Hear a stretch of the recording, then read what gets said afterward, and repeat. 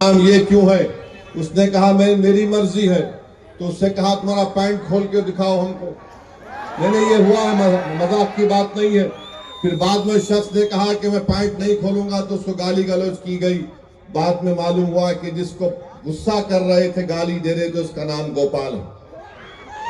अब बात आइए, आप इस मुल्क में इस तरह का नफरत फैलाई जा रही है मुजफ्फरनगर में, और चंद्रबाबू नायडू खामोश बैठे हैं। चंद्रबाबू नायडू से हम पूछना चाह रहे हैं, दत्तात्रेय होसोबोले ने कहा कि संविधान में से सेकुलर और सोशलिज्म के वर्ड को निकालना चाहिए। क्या चंद्रबाबू नायडू उस पर राजी हैं?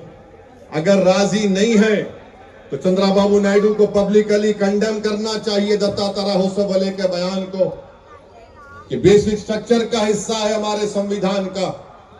आप देख लीजिए आर्टिकल 9 क्या है, आर्टिकल 15, 16, 25, 26, 27, 29 क्या है ये।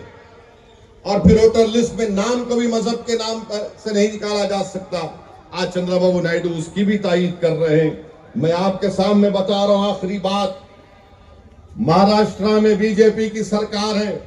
नायडू जाकर फडणवीस से बड़े गले मिले, पप्पियां लिए थे उसको। वहां पर क्या हुआ? वहां पर मीरा रोड में, नया नगर में 7 बंगालियों को पकड़ लिया गया।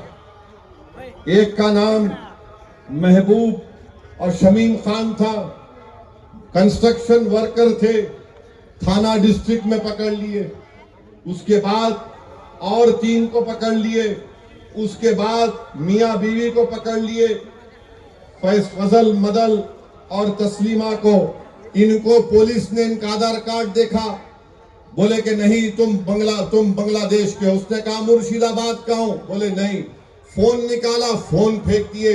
उसने पैन कार्ड दिया, पैन कार्ड फेंक दिए। इन 7-8 हमारे बंगाली मुसलमानों को जो हमारे देश के हैं, उनको बिठाकर बंगाल पहुंचाकर बीएसएफ के हवाले करके, बीएसएफ वालों ने उनको खूब पीटा और उनको ले जाकर ढकल कर बंदूक की नोक पर भारत के बॉर्डर से निकालकर बांग्लादेश के बॉर्डर में फेंक दिए। ये हो रहा है चंद्रबाबू नायडू। आपको अपनी कुर्सी की पड़ी है, हमको हमारे देश से बंगाली जबान बोलते थे।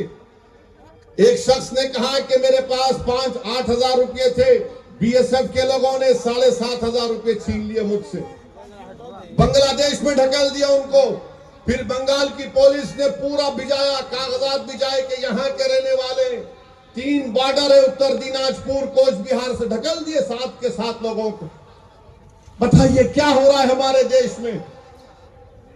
अरे अगर आपको महाराष्ट्र में बंगाली बोलने वाले बांग्लादेशी नजर आ रहे हैं, मैं नरेंद्र मोदी से ये कह रहा हूं, भारत के वजीर आजम से, अगर आप जबान को देखकर ऐसा कर रहे हैं तो क्या आप में इतनी हिम्मत नहीं है कि वो 4 जालिम लोग जो 26 हमारे हिंदू भाइयों को पहलगाम में गोली मारे, वो कहां छुप गए? निकालो उन जालिमों को मोदी।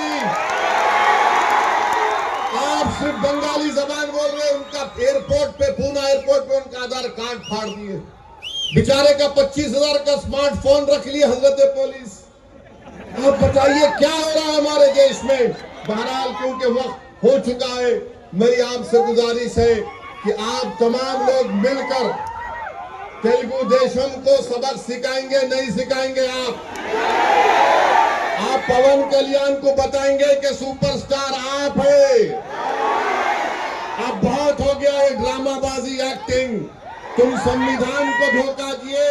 मैंने अधोनी में कहा था, चंद्रबाबू नायडू ने संविधान को भी धोखा दिया, आंध्र प्रदेश की जनता को भी धोखा दिया, और चंद्रबाबू नायडू ने लोकेश को हमेशा के लिए यह कर दिया। आप जानते हैं ना इस बात को। तो मेरी आपसे अपील है कि मुत्तहिद रहिए और दुआ करते रहिए फलस्तीनियों के लिए, जो आज उनको हजारों की तादाद में वहां पर मार दिया गया।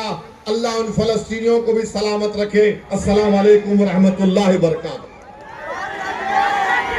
नारे तकबीर, नारे तकबीर। All India Muslim personal board, all India Muslim personal board आज के इस इजलास के इख्तिताम का ऐलान किया जाता है।